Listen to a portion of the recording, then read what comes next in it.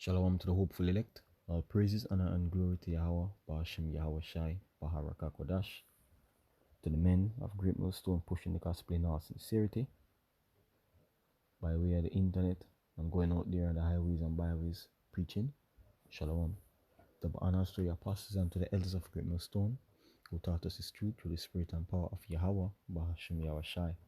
To the sincere Aqua, our sisters, along with the other brothers who hear and believe this gospel. Shalom. Yeah.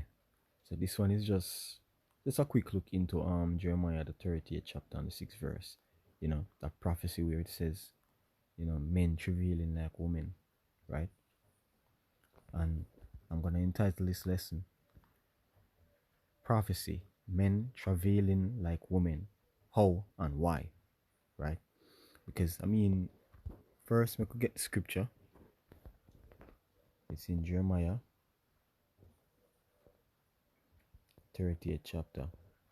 And then we're going to look into the meaning of the word travail, right? And analyze what the scripture is really saying. So this is the book of Jeremiah chapter 30 and verse 6, and it says, Ask ye now. Should I read up?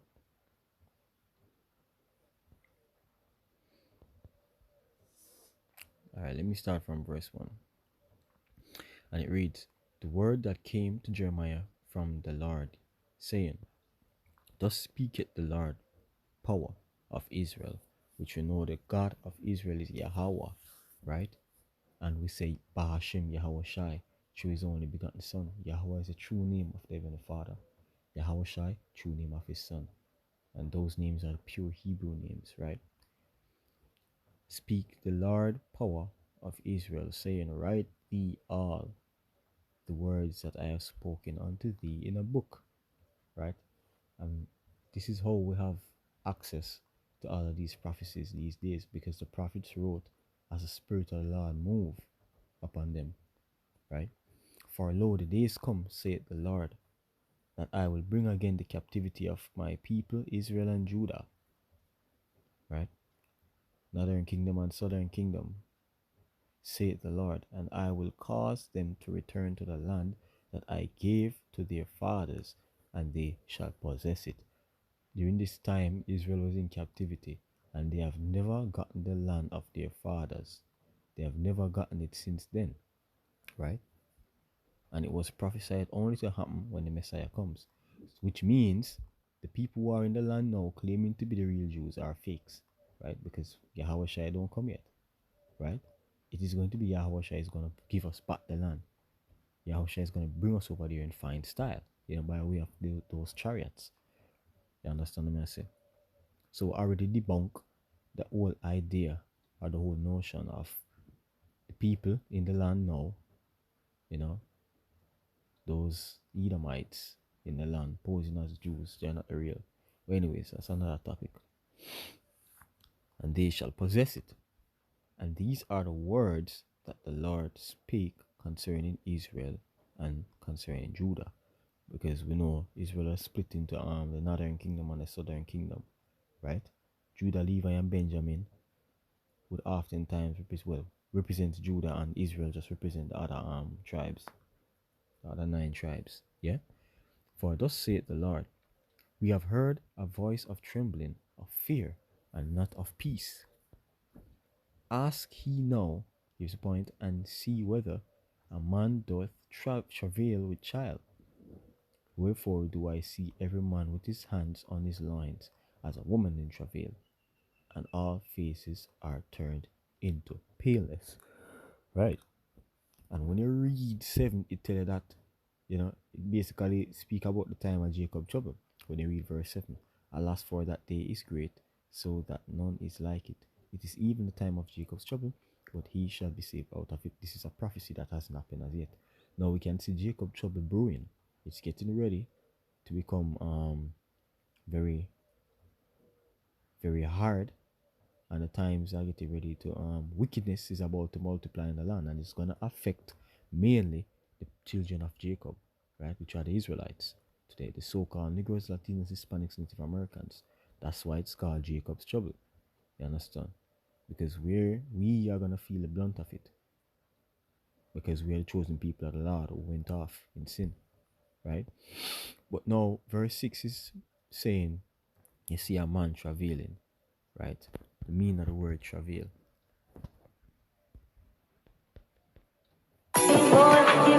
I like my name. You gotta be kidding me. Anyways, travail. The root word of travailing is travail. And it says, arduous or painful exertion, excessive labor, suffering, hardship. Durus, what's the meaning of that word? Needing or using up much energy, testing powers of endurance. Okay, cool. Cool word. Right? So this is what it basically means. Suffering hardship, right? Excessive labor, right? So men were travailing like a woman that is about to give birth. You understand me? I say, what what conditions, you know, hey, hey, how is this going to happen? Because of the evils, the bad circumstances, and the hellish conditions, you know, that will intensify and overtake the earth in the near future. That is what's going to cause all of that. You know what I mean? Men crying like women giving birth is no joke. You understand?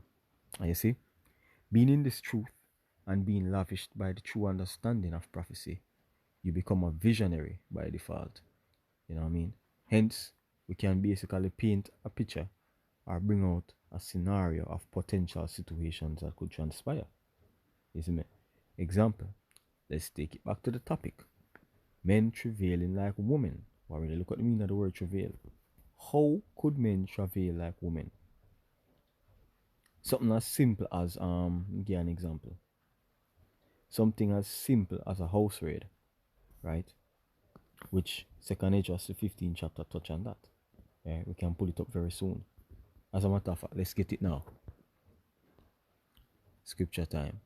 Second Ezra 15. We can go down in 19 where it speaks about the house raid. So look at this. It says, a man shall have no pity upon his neighbor, but shall destroy their houses with the sword. You know, I would know a sword is any weapon, any modern day weapon, a gun, machete, whatever, and spoil their goods, you know, steal them stuff, all of them food, because of the lack of bread and for great tribulation. All right. So here it's talking about a house raid, right? See that? So now look at this scenario. You can have a man that have his wife, you know, beautiful wife, and a 19-year-old daughter, and a little baby, you know, in a crib. You see? Then out of nowhere, a group of armed men break into his house, right? Tie him up at gunpoint, you know, take all of the food, sexually ravish his wife and his 19-year-old daughter, you know, bust nuts inside of them, each one of those men, you know, bust nuts inside of them, you know, while one of them holding the baby by its clothes with a gun to him head, with a gun to the baby head, demanding the man not to move an inch. You know what I mean? That would totally crush his nuts, you know, because him helpless. Helpless. You tie up, you rape your wife or your daughter, bust nuts inside her, and then have a gun on your baby head telling you, hey, don't move. And he has to lie there on the ground or sit however them position him, you know, and watch everything. Right? Watch everything. See? And that's just one example. You know? You know, yet alone if the men actually kill the wife and the daughter and the baby in front of him, you know, to settle some sort of score, maybe, and leave him. That would devastate a man. He would be crying. He would be travailing like a woman. And that's just one example. Another example, the lack of bread. You know what I mean? A man have a small family and they're all starving. He can't feed his children or himself. You know, so he went out there to rob, right? Got badly injured, you know, but somehow managed to escape, reach home, you know, injured, and now he's helpless.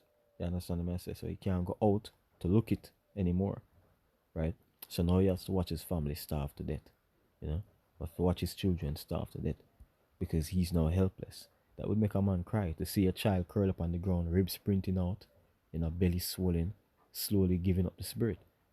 You understand me? I say those are just some of the scenarios, man. You know, and this is how buff weightlifting men will cry like women.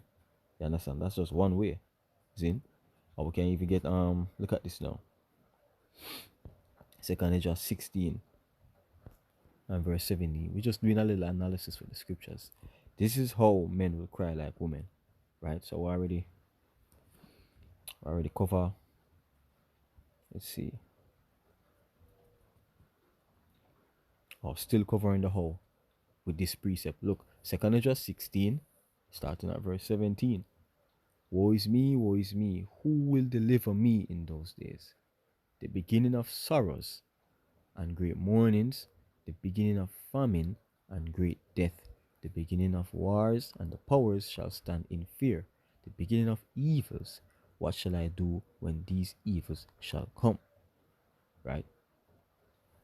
You see that? These evils shall come. This is how men are gonna cry like women, travail like women. All of these things, sorrows, mournings, evils, wars, famine, you know what I mean? And verse 19 tells us the why. Verse 19 gives us the why. Behold, famine and plague, tribulation and anguish are sent as scourges for amendment. Scourge basically go back to a whip. Amendment means correction. So that is why the Lord is sending these things, right? As a corrective measure, more so for his people and then the world at large. Because the world is wicked. See? And verse 20 reiterates why verse 19 will be put on replay until Yahweh shall return. See? But for the verse 20, but for all these things they shall not turn from their wickedness, nor be always mindful of the scourges. And this is why the Lord is gonna have verse 19 on replay, right? Scourges, constant scourges for amendment up until Yahweh shall come and bring the ultimate, which is that fire, chariot fire and fire from the nukes. See? But the men of Yahweh Bashim Yahshai on the other hand, those men, will feel the heat, you know. Lord willing, we are chosen. We will feel the heat of the times, but we will not be travailing, right? Because Yahweh Bashim Yahweh Shai will balance that out with Isaiah 33:6, right? There are some men on earth that will receive the spirit of Yahweh Bashim Yahweh Shai to endure the times. That's Isaiah 33:6. And wisdom and knowledge, right, shall be the stability of thy times. Let's get it. Isaiah 33:6. And wisdom and knowledge shall be the stability of thy times, and strength of salvation. The fear of the Lord is his treasure. You see, that's the key for protection. The fear of the Lord is going to mark you with exemption if the Lord chooses you, right? So you will not be travailing, because these men will already be privy to the things that will happen on earth, by way of prophecy, and the dreadful things. Your brothers already will know. We're prepared for this mentally, but it's just that when we're actually in the time, it is going to demand a higher level of the spirit to be able to endure it. So we know it, but we won't panic, right, or freak out when it begins to happen. We'll just know that, hey, we are in the time of Jacob trouble. Is me saying that's why we're grateful for the spirit, and we're grateful for what we know now, right? So when it comes, it won't hit us like a bomb. Plus, once we have faith, and as we elevate in Yahweh Bashim Yahweh Shai, heighten our spirit, to bond with the Lord during that time and hope to be covered, things will be somewhat okay for us, not fully okay, because we'll be buffeted, we'll be in discomforts, but hey, the hope will carry us through, up until the chariots return. Lord willing, we are to be saved. I see through the spirit, the point has been made. Kal Halayam La, Yahweh Bahashim Yahweh Shai. All praises to Yahweh in the name of Yahweh Shai. Shalom.